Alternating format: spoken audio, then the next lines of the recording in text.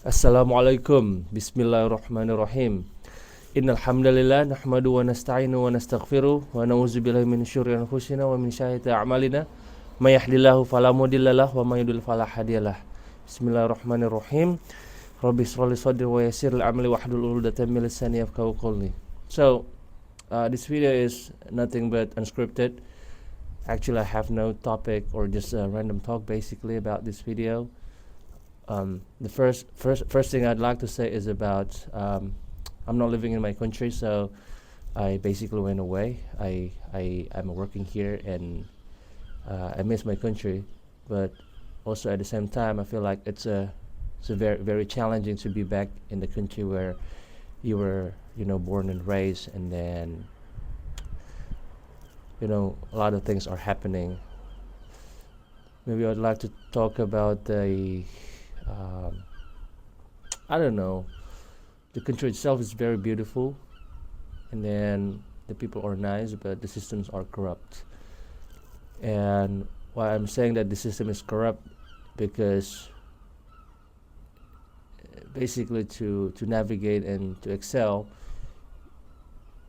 it's almost that you have to please somebody else, and it's not really based on the merit that you have. Sometimes you have to please everyone above you, or it's very hierarchical, to be honest. For example, if you want to get a promotion or get an approval or something, you really have to give a kickback or some nice words.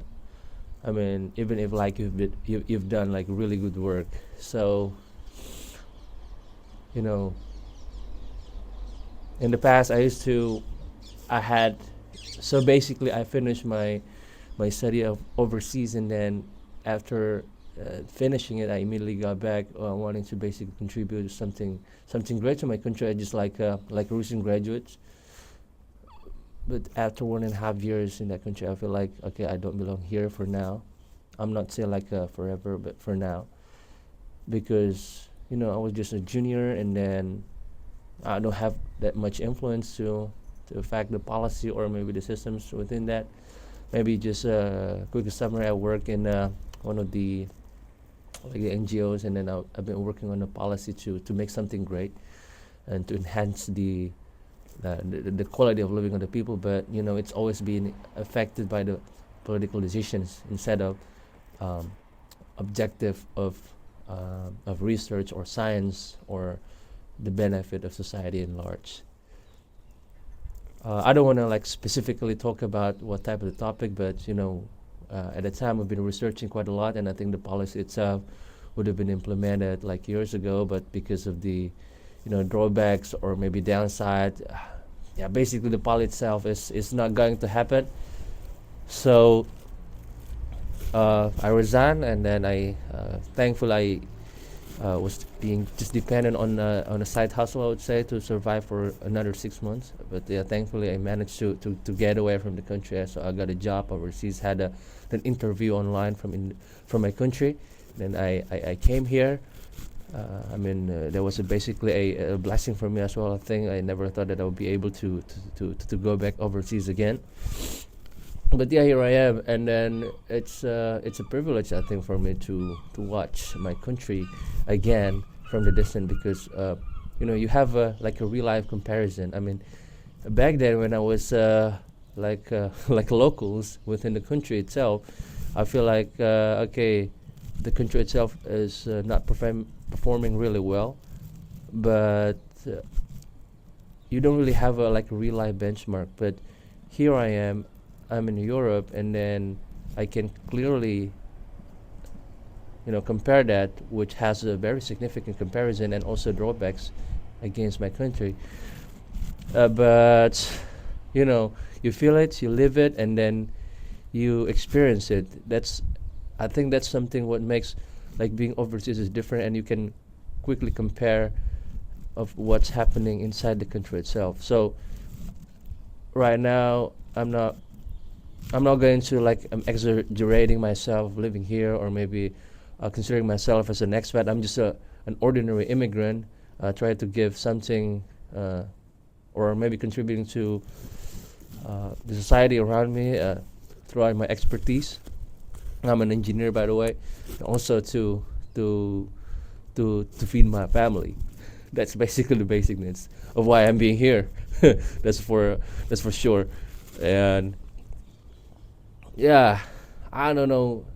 As I said, this is not a structured, let's say, a video or talks or anything. It's just like a random thoughts. I mean, it is. It's in Ramadan, and then it's in the morning. I just uh, did a little bit of work after I got my pre-dawn meal or sahur in Islam. And yeah, I'm just sitting outside, just enjoying the weather because we barely have a nice weather here in this country. I mean, it was winter, and then now it's almost spring. Now we managed to have a nice weather outside. I mean, it's a little bit cold, but I think it's gonna be a bit nice in terms of temperature in the afternoon. So going back again, uh, from what I talked earlier. Yeah, as a person who has an ambition of contributing to the country, and then you feel disappointed by the situation, I think it's very painful, and that's actually one of the biggest reculturization of myself, going back again after experiencing different type of culture, meeting different people and background, and experiencing different systems in the country against my own country. And then a lot of things are basically beyond our control. So that's basically what makes me finally, okay, maybe this is not the right time to be in. And then that's why I basically left my country, and then I try something new again in the outside world, I would say.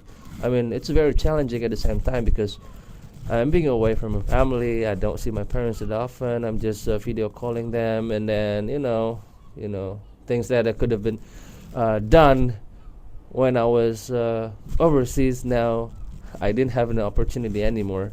But yeah, I mean that's basically a trade-off in life. You get something, but you also lose something.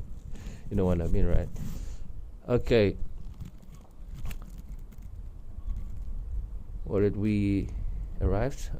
I think we talked something about the contribution. Yeah, I mean contribution is basically something that comes out of, I don't know, maybe motivation or maybe just get inspired from somebody else. For me, contribution is like a life mission.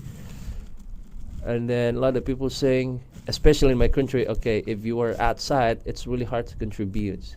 I mean, it's gonna be a different case if you are being awarded by a like a national scholarship, or maybe like a government is funding for you, or maybe you use like a society's taxpayers' money. But for me, when somebody has a privilege to be outside of his own country and then take a leap forward and then experience something new, basically there's always an opportunity to give back from the distant. For example, you can connect like local suppliers to the local suppliers. I mean, like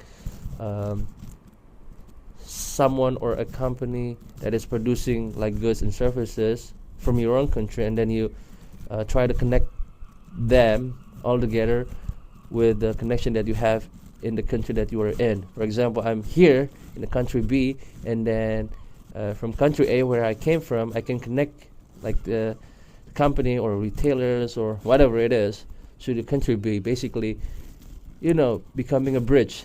I think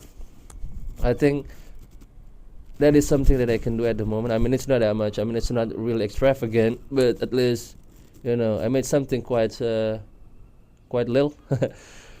But yeah, I mean that's all I can do, helping some people also to get help or some information about how to get here, what type of opportunity that is available, what type of work or maybe education that is available for them in terms of what they can do, what they cannot do, what needs to be improved and stuff like that. Some basic stuff. I mean, in life we want to experience something new. At the end of the day, it's all about experience. So we talk about contribution, and now we talk about the experience. I mean, when I met like white people here in the country, they say, "Oh, why you left your country? I mean, your country is very beautiful. It's tropical. You see mountains, you see like forests, and you see beaches. You have a lot of islands basically. But why you left that? I mean, you've done your masters and then you got you wanted. Why coming back again, and then left a beautiful country with the nice tropical weather and then food and affordable cost of living. Uh, why you are sacrificing that kind of an enjoyment, and then and then being here. I mean, it's a cold weather. I mean, it's a very windy, and then it's rainy all the time. I mean, we barely see the suns during the winter. And in the summer, when the fasting, when it comes to the Muslim, it's very challenging. But I mean, it's no longer the case for the next 27 years, I believe. I mean, the reason is that I want to experience something new. I mean, I had an experience at the time, but now I have a family, and I also want to have my family enjoy me all together here, and we face new experience and we learn about life. Because when we are away out of our comfort zone, we learn something new. I mean, it's painful and also enjoyable at the same time. I mean, in terms of enjoyable itself, it offers like a real life experience that you could not have experienced if you just maybe stay in the place that you were born and raised, or maybe the place that you lived for the whole of your life, stuff like that. But here we face different types of culture. We face different types of like beliefs in terms of religion, in terms of life's point of view. So I was thinking, okay, this is something that cannot be this is something that cannot be bought by money itself. It's a real privilege. I feel very grateful about it, and I feel so blessed by this type of an opportunity. So talking about the experience itself, sometimes what people said something like that to me, and then I replied back, and then why you just stay here? I mean, and they sometimes replied, I mean, this is the average answer. Actually, I don't want to stay here. If I have an opportunity like you, I just want to be outside of this country and then experience something new. And then if tomorrow I have like a ticket or like a job opportunity that can sustain myself there, and maybe do like a remote job, I will for sure take that opportunity. Maybe this is not the time yet, but maybe in the future I'll just completely consider that. That's what he said. That's what she said. So I mean, that was the average answer. So basically, inside their heart, they basically want to experience something new as well, like I am. So it's basically like the opposite of what felt. I'm coming from a country where it's pretty much tropical for the whole year. It's just only rainy and wet season. While here we have like spring, summer, winter, and then fall season. That's basically 4 seasons. I mean, it's quite depressing when it comes to the fall and winter season, because we don't see sun that often, and it's very depressing. But we are from the let's say the global south. We see the sun all the time, and sometimes it's a very boring. I mean the sun time we have to be really grateful, because we have a sun exposure like a 24/7, not 24/7 of course. I mean like the whole day. And then in terms of the sunsets and the sun rises, it sets in the same time basically. But it's quite constant all over the year. I mean, the only thing that we can differentiate is that we have more water because of the rains. Sometimes we have dry seasons, and it's very, very dry, but also it's very humid. But the thing is, that's about life experience, You feel bored, and then you want to try something new, and then you get out of that, and then, okay, this life is something new. I really need to enjoy that. So I said it to my like white people friends or colleagues. Actually, I enjoy this weather. I like being in a cold situation, because this is not something that I experienced when I was a kid, or maybe when I was a teenager. Even pretty much experience sun's exposure, maybe going to the beach for quite a while, or going to the mountain and the forest, which is not that much these days in the big cities in the country where I'm from. But here, okay, I don't see like snows when I was a kid. I don't see like trees having leaves falls down to the ground that much. I mean, this is basically in the fall season is very intense and it's very beautiful to be seen. And it was very chaotic actually in the city where I lived. I mean, motorcycle all over the place, cars all over the place, heavy traffic jam, and when there is a really big rain, it's basically just a messed up. It's a water flooding, and sometimes people who are underprivileged they have their homes being drowned, which is very unfortunate. But here I got to learn that the government is really using their brain, I would say. I mean, they're not. I mean, maybe some of them are not good, but in average, like a general situation that I see as a society, as a citizen, not necessarily like a local citizen, because as I said, I consider myself as an immigrant. The government is really using their brain, and they appreciate the value of being smart, being honest, being holding the integrity, and being responsible to the society.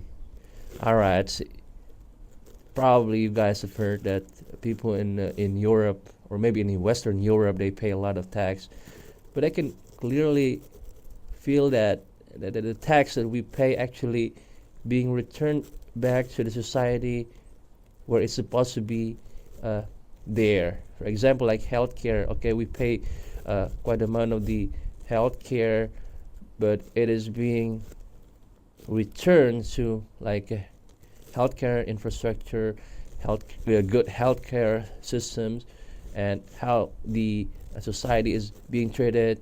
I mean, not necessarily you go to the um, like clinics or like hospitals, but there are several steps that you have to basically pass if you want to really get a treatment. So it's not like a curing; it's more of a preventive measures, so that you can live a life without being sick. Because the idea of having a good healthcare systems is preventing sickness and disease from the very first place. And I think that is something that the government has been doing at the first place to prevent the sickness of happening in society. So they invest. I mean, they invest in healthcare in terms of how to educate people to eat properly, how to educate people, or providing the facility infrastructure for, let's say, running or jogging or walking or going to the forest just to get a fresh air, so that people are allowed to enjoy their time, go walking instead of just sitting at home. I mean, we have I mean, right now I live in quite a big city, and then it's got a adequate, if not, ample space of ample green space that we can enjoy whenever we want. And that is something what I'm grateful for, and I didn't see that much happening in my country where I'm from, especially in the big city. Yeah, although we basically have a lot of forests, but I mean it's quite inaccessible by like a short commute. Here we have like a forest just 5 minutes walk, 10 minutes walk from the place that we live. So yeah, it's really nice. And also, in addition to that, we have like a good public transportation system, and sometimes it is being subsidized by the government if you low income, or you are a student, or someone who have disabilities. I mean something like that. It's basically yeah, we pay big, but we also get the return in terms of life experience. And also, what I noticed, um, the reason that I should be grateful of being here is that the education. I mean, uh, I live in a generation. I mean, I was born in '95, so almost 30 years old right now, and I have a couple of friends who are got married and they have kids, and um, at this stage of life, they are pretty much thinking about how to send the kids to the school while at the same time uh, uh, the schools are being very competitive. And of course, you as a parent, you had previously went to school, and then when you have a like a new family member, like little ones, and you want to send them to a school that is more reliable, at least equal to what you have experienced, or better, right? I mean, we as a parent would like to give something better, but being better means that you have to pay more in the country where I'm from. So that's a real challenge. And here, we basically pay tax and we pay basically our contributions to the government, and the government allows the education as free as much as possible. And my son is getting to the school in no time, and then it's completely free. So uh, he'll have like a preschool, I would say, where he'll learn the language, because like the language itself of this country is not being spoken necessarily at home, but yeah, he'll play there. He'll learn how to speak that type of language and being culturally integrated with that before he's going to the real school. And it's completely free. I mean, I'm a foreigner. I'm basically an immigrant.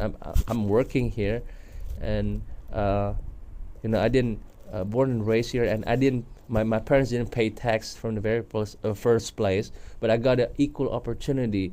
I got uh, a privilege, just as same as locals. My passport might be different, but I also get a same opportunity. I think that's what's nice about what being here, and something that I always need to be grateful of.